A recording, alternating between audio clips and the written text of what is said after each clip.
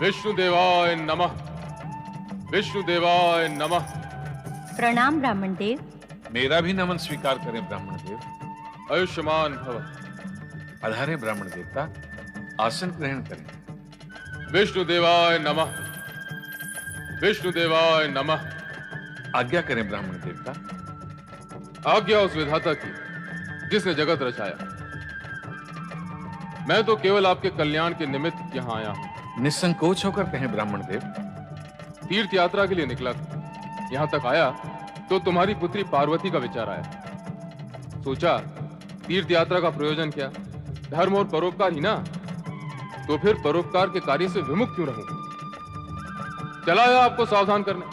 हम आपका अभिप्राय नहीं समझे ब्राह्मण देव। मेरा अभिप्राय समझ से परे नहीं हिमालय राज, अत्यंत सरल और स्पष्ट है। तो फिर स्पष्ट रूप से कहें ब्राह्मण देवता, क्या कहना चाहते हैं आप? गिरि श्रेष्ठ हिमालय राज, मैं गुरु वैष्णवाचार्य बुद्धि धन का परम और प्रमुख शिष्य हूं। इस गौरव के लिए आपको व आपके गुरुदेव को पुनः एक बार प्रणाम। और अपने गुरु की कृपा से मुझे दिव्य दृष्टि प्राप्त है और मैं भविष्य में घटने वाली घटनाओं को प्रत्यक्ष देख सकता हूं। यह हमारा सौभाग्य है कि आप जैसे दिव्य पुरुष ने हमारे यहाँ पधार कर हमें दर्शन दिया। मैं दर्शन देने के प्रयोजन से नहीं आया हूं। आपके परिवार और आपकी पुत्री पार्वती का हित सोचकर यहां आया हूं। मैंने सुना है कि आपकी पुत्री पार्वती को शिव ने भ्रमित कर दिया।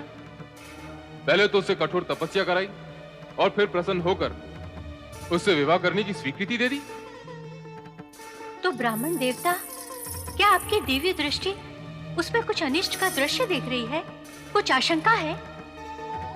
कुछ आशंका नहीं महारानी, आशंका ही आशंका है। अनर्थ ही अनर्थ है देवी। विस्तार से कहें ब्राह्मण देव। कहने और सावधान करने ही तो आया हूं कि आप अपनी दिव्य स्वरूपा सुलक्षणा पुत्री को एक आश्रयहीन, रूपहीन, आचरणहीन, गुणहीन वर को ना सौंपें, अन्यथा उसके साथ साथ आपको भी कष्ट उठाने होंगे। आप ऐसा क्यों कह रहे हैं ब्राह्मण श्रेष्ठ? भगवान शिव तो महादेव हैं।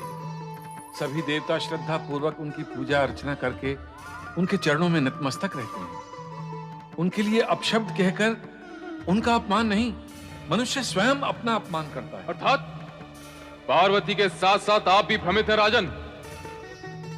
क्या मैं अकारण अपशब्द कह रहा हूं? क्या मैं शिवद्रोही हूं, शत्रु हूं उनका? क्या मैं असत्य